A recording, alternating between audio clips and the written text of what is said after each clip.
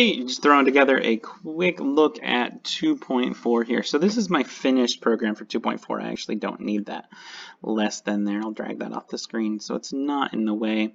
So if we look here, we went through a lot of different things. This is our number guessing game. So let's just run it and see what happens. So what we want to be able to do is have the froggy here ask us what our name is and pick a number that's random. So my name is Cody.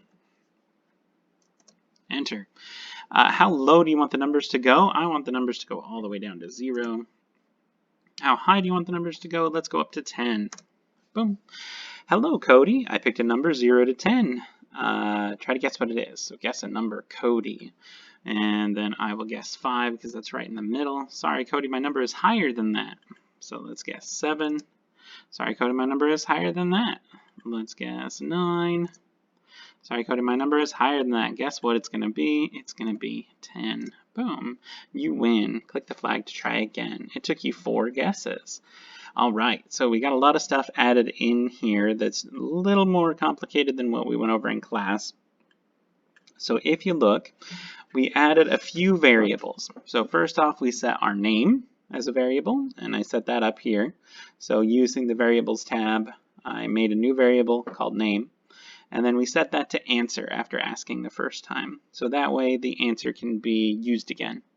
Then we asked the question, how low do we want the numbers to go? I set a variable as low, and then we set that to the answer. We asked how high, I set that variable as high.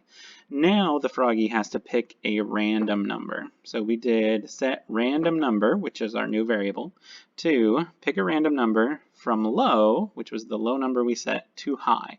Now this will work if they go backwards. It'll still go between those two numbers, even if they get flipped-flopped around. So it does work either way, but hopefully they'll be smart enough to put the low number as the little one and the high number as the big one.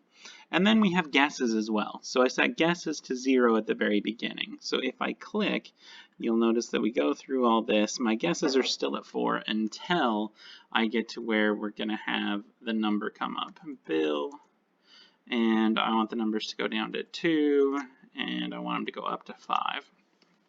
Hello, Bill. I picked a random number from 2 to 5. Try to guess what it is. You'll notice guesses set back to that 0. Now we go into our forever block. So this is the till everything is done, we need something to happen. So we're asking join, guess a number, and their name together. Guess a number, Bill, and then wait. So this is our ask. We used a join to put their name in here. And then we changed our guesses by 1 every time they answer. So once I answer, my guess is going to go up to 1. So I'm using change guesses by 1 instead of set guesses to 1. We're going to change it. All right, so then if the answer is less than my randomly picked number, we say, sorry, my number is higher than that. If it's greater than, we say, sorry, my number is lower than that. And if it's equal to, we say we win.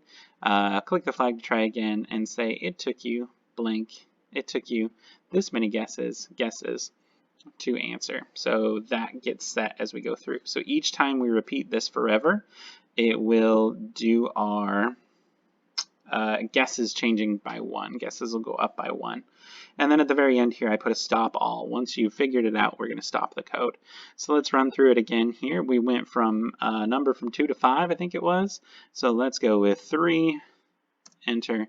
Sorry, Bill, my number is lower than that. So it's going to be 2 as a number. I'm going to put 1 just because I want to see the higher than. Sorry, Bill, my number is higher than that. I know it can't be 1. And so I put in 2. You win. Click the flag to try again. It took you 3 guesses. So the guesses did change as we went through. Hopefully this helps. I'm trying to keep it less than 5 minutes here. You can go ahead and look through. Don't hesitate to go back and pause if you need to and look at the code.